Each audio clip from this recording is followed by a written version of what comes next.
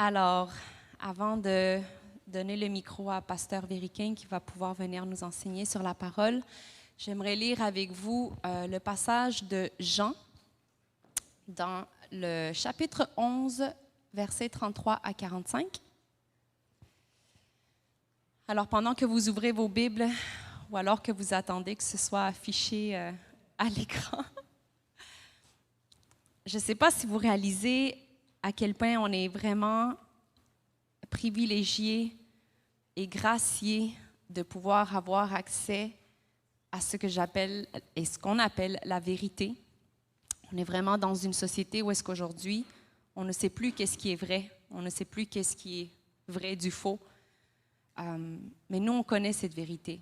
Et cette vérité porte un nom, et c'est le nom de Jésus. Et quand Dieu a créé la terre, l'univers, l'homme, il l'a créé par la parole. Il a prononcé des mots, il a parlé. Et c'est cette même parole-là qui s'est incarnée, s'est fait chair et a interagi avec nous, les humains. Et c'est fascinant de voir que Dieu, étant tout-puissant, s'est vraiment réduit à la personne d'un être humain humble et serviteur, et qu'on peut voir les attributs de Dieu dans ce même homme-là, et qu'on va lire dans Jean 11. Donc, la parole de Dieu va comme suit. Jésus, la voyant pleurer, et les Juifs qui étaient venus avec elle, frémit en son esprit et fut tout ému.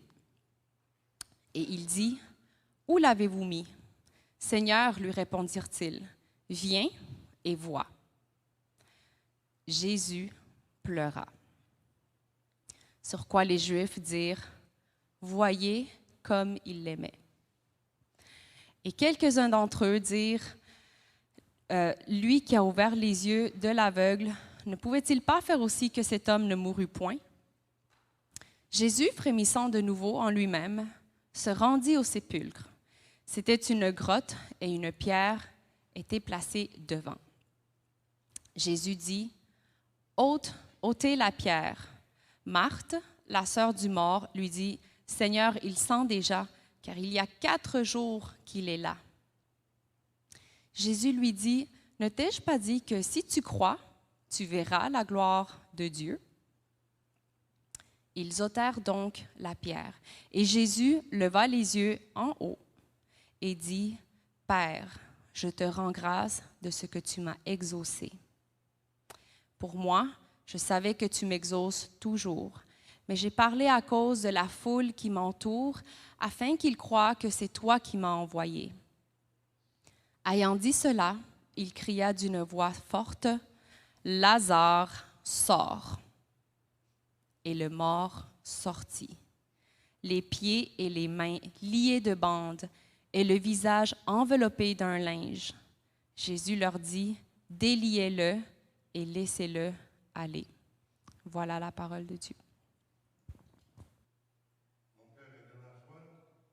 Quand on me dit « Allons dans la maison de l'Éternel », je suis vraiment content d'être avec vous. C'est un plaisir renouvelé d'être tous ensemble pour adorer notre grand Dieu, notre grand Seigneur, celui qui nous a tous sauvés par son sang. Je tiens d'emblée à remercier Pasteur Dominique Préjean et M. Arnaud pour nous avoir délivré le message de la parole durant les 2 dernières semaines. Je bénis le nom du Seigneur pour la justesse de leurs propos. Je bénis le nom du Seigneur pour aussi la clarté et la profondeur de leur message. C'était vraiment édifiant. J'aimerais aussi vous rappeler à tous, toute personne qui est désireuse de rencontrer le conseil, on est là. Si vous avez des questions à poser et si vous passez à travers certaines difficultés, on est là aussi pour vous accompagner dans ces difficultés. On vous promet de vous tendre une oreille pour vous écouter. L'histoire que Mme Hurtado vient de lire, c'est un classique. Presque tout le monde sait ici le début de l'histoire, le déroulement de l'histoire et la fin de l'histoire. Donc, il va être très difficile pour moi, quelque peu, de vous surprendre, parce que c'est un film qu'on a vu et revu et revu. Mais c'est ce que Dieu m'a mis à cœur pour vous partager.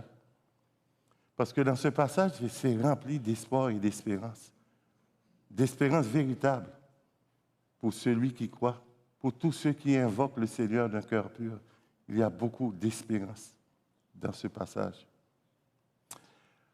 3 choses qu'un chrétien doit toujours amener avec lui, peu importe où il s'en va.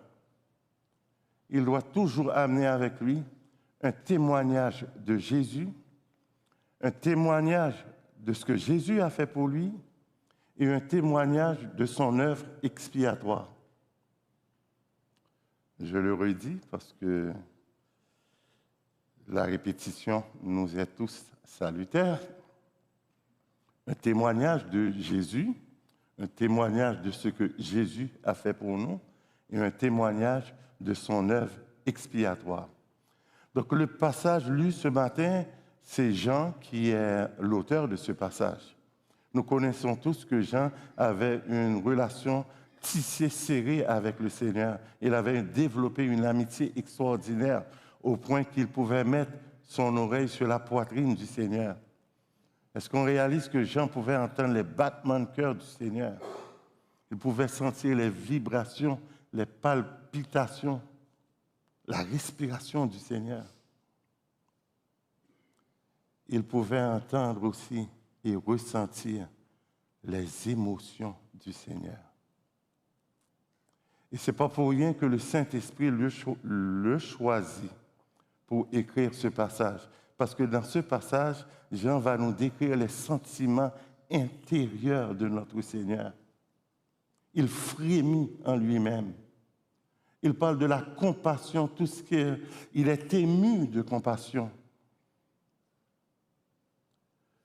Devant la douleur des siens, Jésus-Christ n'est pas de glace. Il y a une famille qu'il aime par-dessus tout et qui est dans l'épreuve. Il pleure avec eux. Il vit l'épreuve avec eux. Oui, c'est vrai, il va ressusciter Lazare, mais il va tous aussi nous ressusciter. Mais ce n'est pas parce qu'il va nous ressusciter qu'aujourd'hui, dans l'épreuve, qu'il ne soit pas là pour compatir pour nous. Il dit pleurer avec ceux qui pleurent.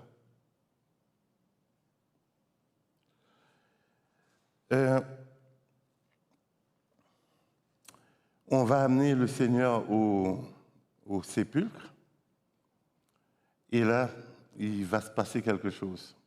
Le Seigneur pleure. Il y a 3 passages de l'Évangile qui nous disent que le Seigneur a pleuré. Sans doute, il a pleuré plus que cela. Parce que devant l'impuissance humaine face au péché, devant la puissance de la mort sur l'humanité, ça vient chercher le Seigneur. Donc, ce passage est un des passages où la parole de Dieu nous dit que le Seigneur pleure. Le plus petit verset de toute la Bible, Jésus pleura. Savez-vous les 2 autres passages où la parole nous dit qu'il a pleuré? Oui, en hébreu, Gethsémani et sur Jérusalem. Puis le passage d'Hébreu 5, 7, comme M. Régent Raté nous rappelle, il nous dit qu'il a prié à grands cris. Il a hurlé devant Dieu dans ses larmes. Est-ce qu'on peut imaginer voir cette scène-là? Jésus qui pousse un cri vers le Père et qui pleure, il est dans ses larmes. Si Jésus était dans une réunion de prière, dans une de nos réunions de prière, on ne le trouverait pas reposant. Hein? À grands cris, dans ses larmes.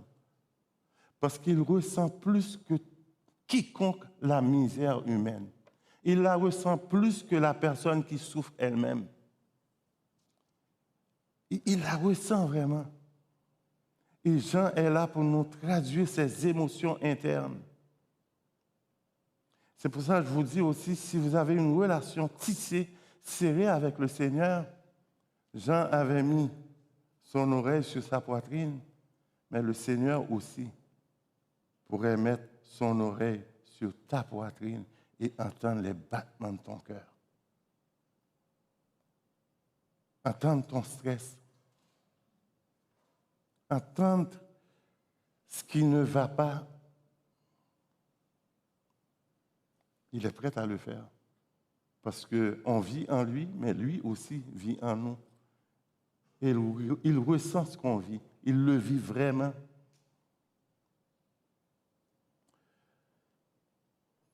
Donc, le Seigneur est au sépulcre, il pleure, il va avoir une double réaction.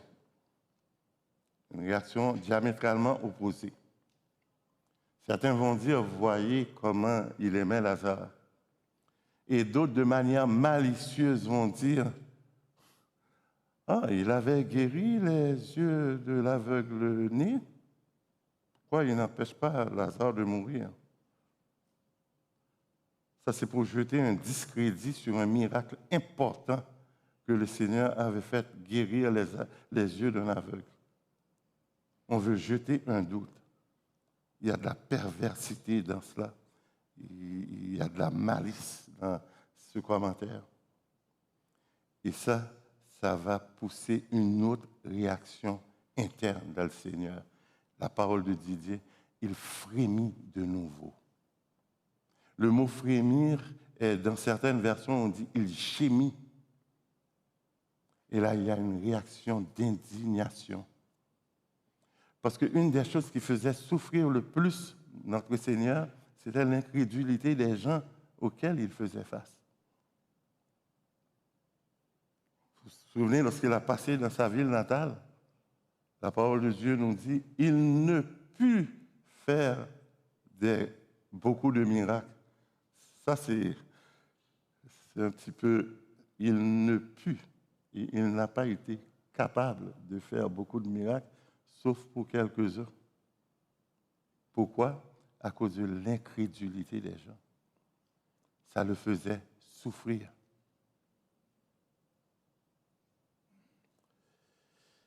Eh bien, le Seigneur, vous savez, des fois, les païens profèrent des mots complètement indignes sur Dieu. Et ils s'imaginent que ces mots-là ne reviendront pas en jugement sur leur vie. Ils s'imaginent que Dieu est un Dieu de grâce et que ça ne lui fait rien qu'on lui dise sur lui. Les mots aussi qu'on prononce contre les serviteurs de Dieu reviendront aussi contre la personne qui les a proclamés. Les accusations reviendront contre la personne qui a accusé. Je vais prendre une image d'un pasteur que j'ai vu faire et puis qui m'a amené à une repentance, à ne plus juger mes frères et ni porter des accusations dans mon cœur. Je suis assez smart pour ne pas le faire en public, mais dans le cœur, Dieu le voit là. Regardez-moi. Voyez mon doigt, je le pointe vers vous. C'est un doigt accusateur. Je vous accuse. Mais regardez-moi bien. Pendant que je pointe vers vous un doigt accusateur, il y a 3 autres doigts qui pointent dans ma direction. Une triple accusation sur ma propre personne. Dans ce temps-là,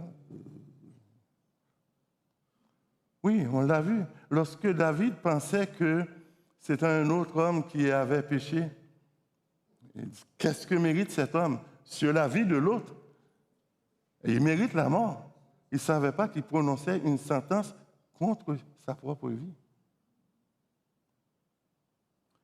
Donc, à ne pas prendre à la légère, ne pensez pas que ça ne fait rien à Dieu d'entendre les faussetés qu'on dit sur lui. Il réagira. On dit des faussetés sur Jésus-Christ ici, mais ce qui est extraordinaire, il va réagir, mais il va garder, comment je pourrais dire, une dignité paisible. Ça, c'est extraordinaire. Le Seigneur, voyant cela, entendant cela, la parole de Dieu nous dit, il leva les yeux vers le ciel. Et ce passage, je l'aime beaucoup. Lever les yeux vers le ciel. Le Seigneur le faisait régulièrement. À la multiplication des pains, il a levé les yeux vers le ciel pour rendre grâce. Il le faisait pour entrer en communion avec Dieu. Et il le faisait aussi en vue d'opérer une guérison miraculeuse. Il lève les yeux vers le ciel. Vous vous souvenez à la prière du publicain? Lui, il n'osa pas regarder vers le ciel. Il sentait vraiment son indignité à un point qu'il n'ose pas regarder vers le ciel.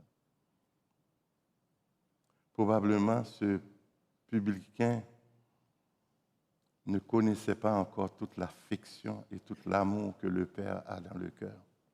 Il ne savait pas que, justement, il faut tourner nos yeux vers lui. Celui qui tourne les regards vers Dieu, son visage va être rayonnant de joie. C'est lever vos yeux. Pourquoi on lève nos yeux? D'abord pour contempler sa grandeur, pour contempler, pour l'adorer dans sa gloire divine. On lève les yeux pour voir celui qui est fidèle. On lève les yeux pour voir notre rédemption.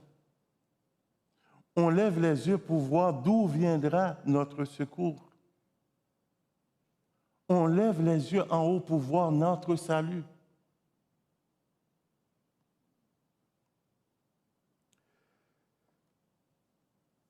Dr. Wellman, dans un des messages qu'il disait, avait dit quelque chose que j'ai retenu.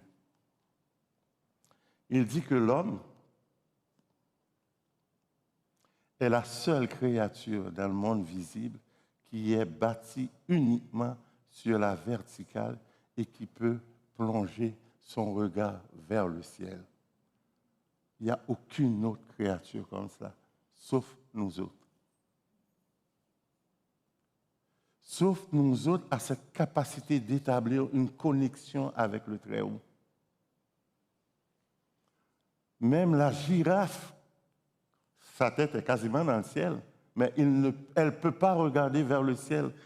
Son visage plonge à terre, ses yeux plongent à terre. Le singe qui a la morphologie la plus proche de l'homme, si vous regardez, son dos est écrasé et son regard plonge à terre. Nous sommes les seuls qui peuvent regarder vers le ciel. Et j'aime beaucoup tous ces passages les chants qui nous disent « Je lève mes yeux vers le Dieu de mon salut ». Il y a un autre passage de Luc 21, verset 28 qui dit « Levons notre tête, regardons en haut, parce que notre rédemption est proche. » Jésus aussi lève ses yeux, mais il a un motif supplémentaire pour lequel il lève ses yeux. Il veut d'abord attirer l'attention des gens, qu'il a une relation avec le Père. Certains commentateurs disent qu'il prie, d'autres disent que c'est plus une réflexion qu'il fait avec le Père, parce qu'il n'y a pas de requête qui a été formulée. Il dit, Père, je sais que tu m'exauces toujours. Il veut montrer à tout le monde quelque chose. Ce que je m'apprête à faire, la source vient de l'Éternel.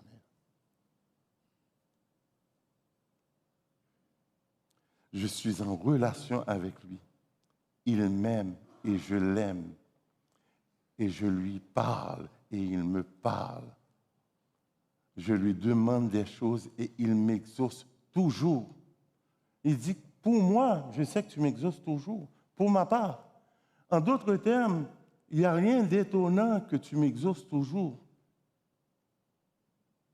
Ce qui serait étonnant, c'est si le contraire arriverait. Ce qui serait étonnant, c'est que Jésus-Christ arrive devant le paralytique, il dit « Lève-toi et marche », et le paralytique est incapable de se lever, incapable de marcher. Ça, ce serait étonnant. Là, on pourrait dire comment? Qu'est-ce qui se passe? Il veut montrer à tout le monde ce que je vais faire. La source vient de Dieu. Il ne veut pas épater la galerie. Il veut que la gloire divine, la gloire de son Père puisse rayonner. Il le fait parce que dans la foule, il y a des personnes qui avaient discrédité le miracle exceptionnel qu'il a fait d'ouvrir les yeux d'un aveugle-né. Il y en a qui avaient dit, c'est par Béelzébul que tu fais ces miracles-là. Là, le Seigneur dit, je vous prends à l'avance. Je vais vous montrer par qui je fais ces miracles-là. Et là, il dit, Lazare, sors. Ce qui serait étonnant, qu'est-ce qui est étonnant? Que Lazare sorte ou si Lazare ne sort pas? Il n'y a rien d'étonnant de la part de l'Éternel, dit la parole de Dieu. C'est-à-dire, lorsqu'il a créé, ce n'est pas un coup d'essai qu'il a fait, que la lumière fut. Oh, ça a marché! J'en reviens pas. Non, non, non, non. Ce n'est pas un coup d'essai, il n'y a rien d'étonnant. Il est ce qu'il est, le Créateur. Nous, lui, il se connaît, il sait qui il est. Nous ne nous connaissons pas nous-mêmes, ni notre potentiel, ni en bien, ni en mal. On ne se connaît pas tant qu'on n'a pas été encore éprouvé. Je me souviens dans les premières années où j'apprenais à jouer le piano, et puis j'ai commencé très tard, venant d'Haïti, et puis j'étais seulement habitué au rythme des tam-tams. Le temps que les harmonies fassent de la couleur dans mes oreilles, ça a pris du temps. Et puis, on m'avait collé une invention de bac comme examen pour passer au cégep. Je n'arrivais pas à faire la première invention. Et tout d'un coup, à force de pratiquer, je l'ai faite sans erreur et j'étais étonné. Parce que je ne me connais pas. Si je me connaissais, je ne serais pas étonné. Le pire, c'est que la deuxième fois que je l'ai fait aussi sans erreur, j'étais encore étonné. Je l'ai réussi, ça ne se peut pas. Il n'y a rien d'étonnant de la part de notre Dieu.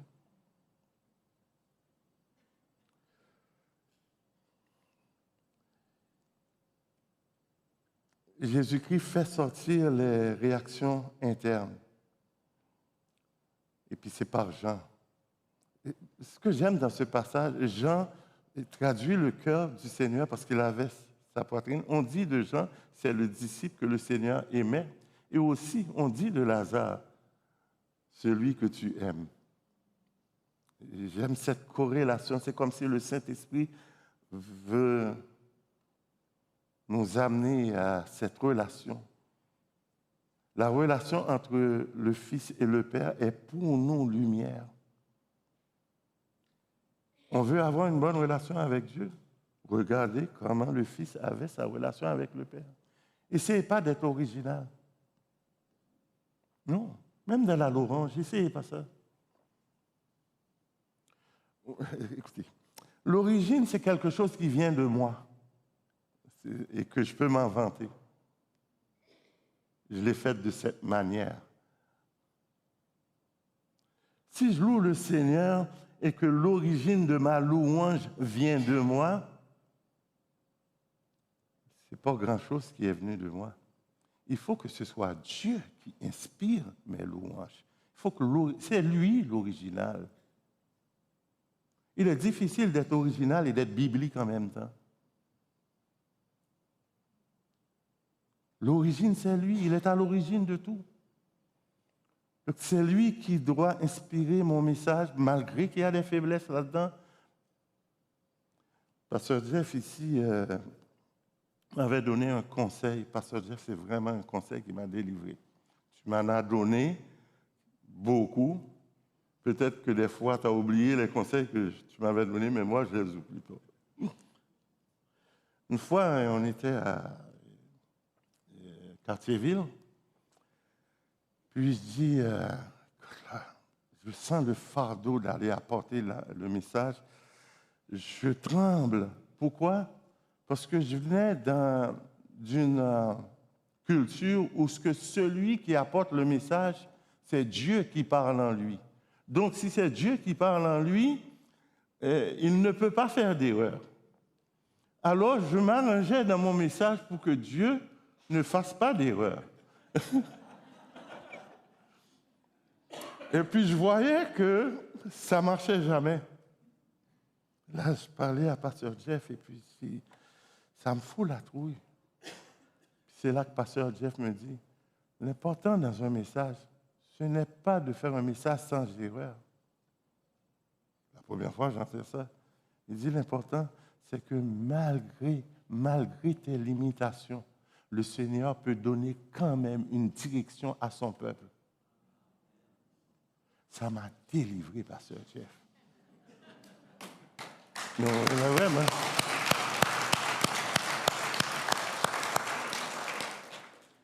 Et je refile le même conseil à tous nos nouveaux prédicateurs qu'on voit qui se développent et puis on est vraiment content de voir cela. Kali les appelle souvent la relève et puis moi je chicane Kali parce que j'aime pas ce terme, je préfère la continuité.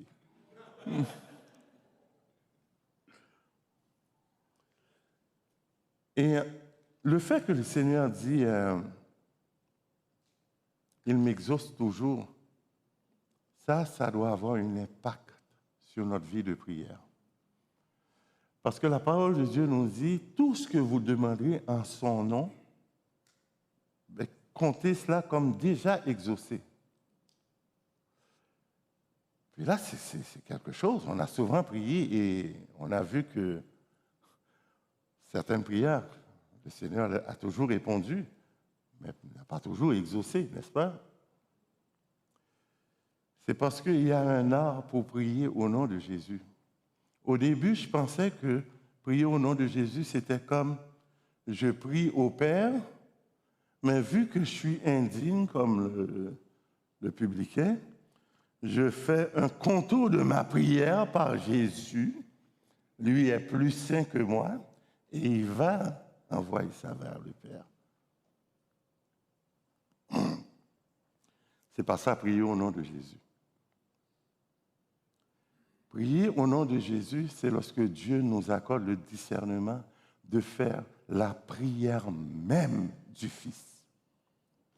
C'est cette prière qui sera toujours exaucée. Ce n'est pas en mon nom, Seigneur. C'est en son nom, c'est sa prière. Et tu dis, Père, tout ce que lui te demande, tu vas l'exaucer. Et c'est dans cette foi-là qu'on doit prier. On doit associer notre prière à celle de Jésus-Christ. Et c'est cette prière-là qui a une grande efficacité, la prière de celui qui est juste dans toutes les dimensions de ce terme. Maintenant, Jésus dit, Lazare sort, il sort, et puis beaucoup crurent maintenant dans le message du Seigneur. Les miracles ne sont pas là pour susciter la foi. Non, Dieu agit sur la foi de quelqu'un. Regardez, comment je pourrais dire ça? À chaque fois que Jésus faisait un miracle, il disait, ta foi t'a sauvé. Il ne dit pas, je fais le miracle et maintenant tu as la foi. Non, non, non. Ta foi, il encourage la personne qui a déjà la foi. Ici, le miracle est fait pour valider qui il est, qu'il est vraiment le messager. C'est pour valider son message. Les gens vont croire en lui. C'est pas que les gens vont croire tout d'un coup en Dieu. Non, c'était des gens qui croyaient en Dieu, mais qui n'avaient pas encore la révélation que lui est le Fils de Dieu. Lui, c'est le Messie. Lui, c'est lui Dieu a envoyé des cieux pour nous. Ils n'avaient pas encore cette conviction. Maintenant, je crois en lui. Les évangélistes dans notre assemblée et dans toutes les autres assemblées, pour ceux qui écoutent sur le net, vraiment, je vous encourage. Votre ministère est vital pour le monde. Vous annoncez le salut de Dieu au monde. Lorsque vous allez l'annoncer, comme dans ce passage, il y aura beaucoup de personnes qui remettront en question ce que vous allez dire. Certains médias peuvent même prendre des clips, des petits bouts de phrases pour le faire tourner à votre désavantage. Mais ce n'est pas tout. La parole de Dieu dit qu'il y a beaucoup qui vont croire au Seigneur Jésus-Christ aussi. Je vous encourage, évangélistes, votre ministère est vital, il est important. Et je m'engage à prier pour vous. Maintenant, dans le verset 12 plus loin, il va y avoir une fête, un repas fait en l'honneur du Seigneur.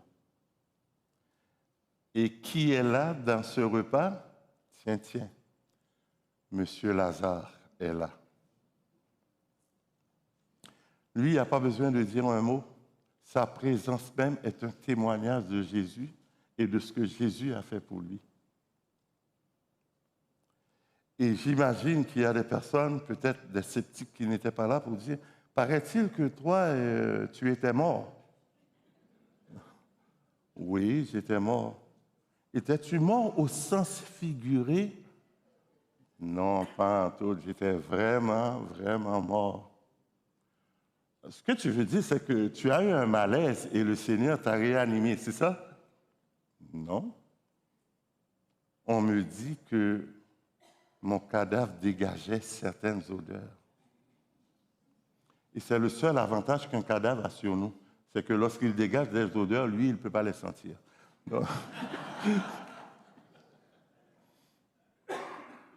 J'étais réellement mort. Il m'a redonné à la vie. Il a son témoignage. L'aveugle-né a son témoignage et on l'a vu. J'étais aveugle, je ne voyais rien. Maintenant, je vois. Il témoigne ce que Jésus-Christ a fait pour lui et il témoigne de qui est Jésus-Christ aussi. On essaye de le piéger. Est-ce que c'est un pécheur? Ah, ça, je ne peux pas vous répondre. Je n'ai pas assez de connaissances théologiques, embarquez-moi pas là-dedans. S'il est un pécheur, je ne le sais pas. Il ne dit pas qu'il n'est pas un pécheur. Je ne le sais pas. Voici ce que je sais. Si cet homme-là ne venait pas de Dieu, il n'aurait pas pu ouvrir mes yeux. Il reconnaît que la source de ce miracle vient de Dieu. Et c'est ça qui est important pour Jésus-Christ. Parce que l'Antéchrist fera aussi des miracles. Mais la parole de Dieu dans Thessaloniciens nous dit que ce sont des miracles mensongers. Probablement, il y aura des choses surnaturelles, du feu qui sortira du ciel. Mais pourquoi c'est mensonger? Parce que la source de ce miracle ne vient pas de Dieu. Ce n'est pas chercher les miracles, avant tout comme les Juifs qui cherchaient les miracles, c'est chercher Dieu. Si mon peuple prie, s'il s'humilie, s'il se détourne de sa voie, de ses voies, s'il cherche ma face, d'abord chercher Dieu. On cherche souvent la guérison auprès de Dieu, les choses qu'il peut nous donner, et on oublie de le chercher lui-même. Cherchons-le, levons nos yeux.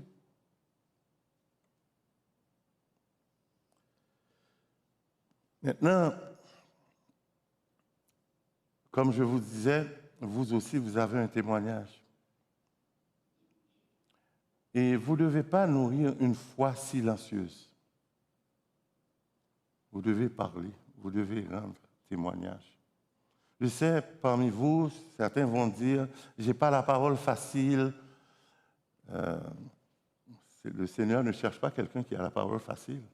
Il cherche quelqu'un qui est témoin. Il cherche des témoins. Même avant de nous envoyer enseigner, il nous envoie d'abord comme témoins.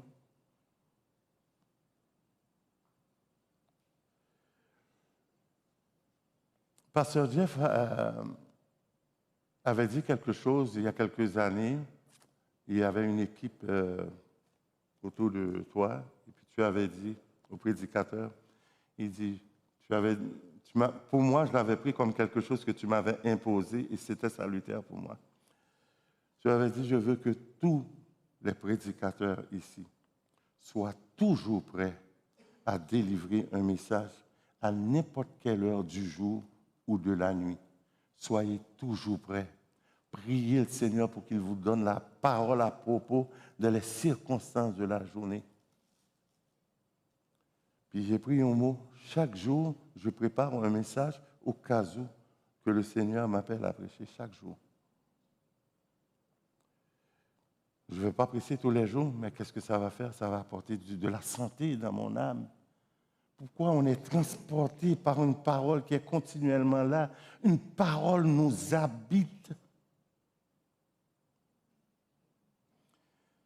En toute humilité, c'est à mon tour de vous relancer.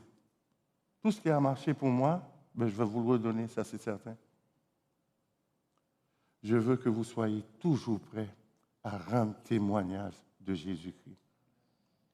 Je veux que n'importe quelle heure du jour, même si vous voulez faire un cauchemar et puis quelqu'un vous réveille et dit « Dis-moi, qu'est-ce que tu sais de Jésus ?» Toujours prêt à donner un témoignage sur son œuvre expiatoire. Peut-être on va dire, écoute, moi je suis gêné, moi je ne veux pas déranger le monde. Non, brise le silence de ta foi, exprime-toi, ne te tais pas, parle. Ah, je n'ai pas le langage de la parole. Tu n'as peut-être pas le langage, mais tu as le don de la parole. Et vous savez pourquoi Dieu nous donne le don de la parole? Avant tout, c'est pour pouvoir témoigner notre reconnaissance envers lui. C'est un don qu'il nous donne. Parlez, brise le silence. Levons-nous et témoignons. Lazare a connu une résurrection, l'autre, ses yeux sont ouverts, et puis on pourrait se dire, Seigneur, mon témoignage n'est pas aussi percutant que ces hommes-là. Le Seigneur ne cherche pas de la percussion dans ton témoignage. Il cherche à ce que tu parles. Parle de lui. Dis au monde quel genre de personne qu'il est. Et en passant, c'est faux lorsqu'on dit on n'a pas un témoignage aussi percutant que Lazare et que l'aveugle-né. C'est faux. L'apôtre Pierre va dire, il nous a fait passer des ténèbres. On était comme lui, là aussi, l'aveugle-né, à sa merveilleuse lumière. Et maintenant, nous voyons. Il nous a fait passer de la mort. Nous étions spirituellement comme des Lazare.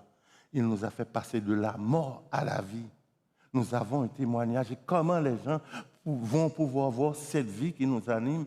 Eh bien, c'est en aimant, en s'aimant les uns les autres, de même amour que le Christ. C'est en aimant les autres personnes. Ils vont voir que nous sommes passés de la mort à la vie. Le genre d'amour de Christ, un mourant ou un mort ne peut pas reproduire ça. Il faut qu'il soit ressuscité en Christ. Il faut que la vie de Christ soit en lui pour pouvoir aimer comme le Christ. Il y a tellement de chants d'amour, ce qu'on voit, les gens essayent d'aimer du plus grand amour qui soit. Puis le gars qui a chanté ça, là, il est rendu, je ne sais pas, sur combien de ruptures amoureuses. On chante l'idéal de l'amour. Mais Dieu, ce n'est pas l'idéal de l'amour seulement. Il est amour. Levons-nous et témoignons. J'aimerais vous dire une dernière chose avant de vous quitter.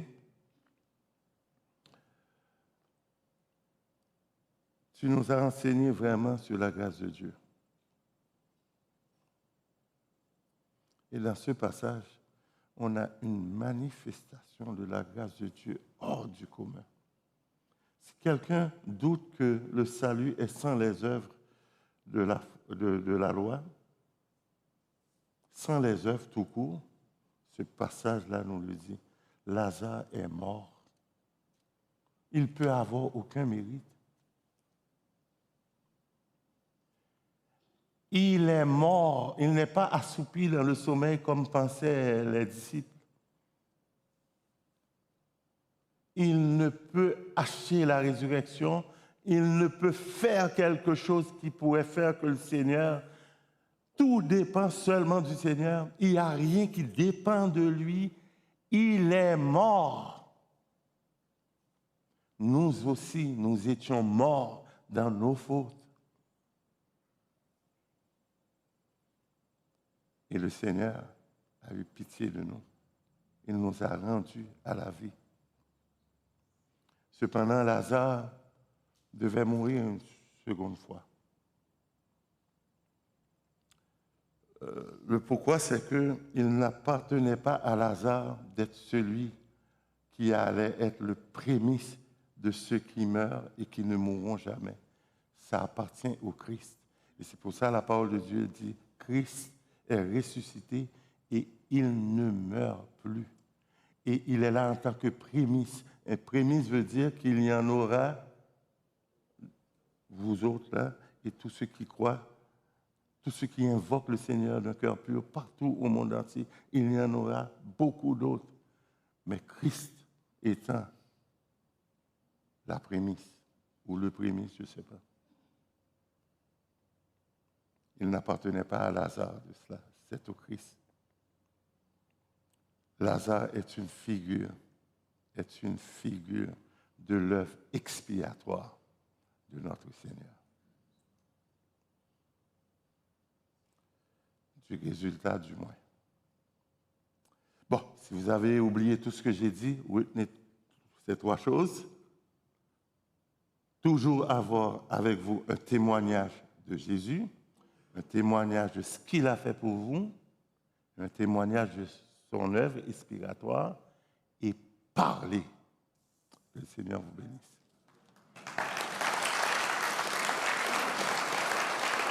Seigneur Dieu, nous te remercions d'abord pour ta mort et ta résurrection, et nous te remercions aussi pour notre mort et notre résurrection, parce qu'en toi, nous avons ce privilège extraordinaire. Nous te remercions de nous avoir fait passer de la mort à la vie. Tu as ouvert nos yeux, Seigneur.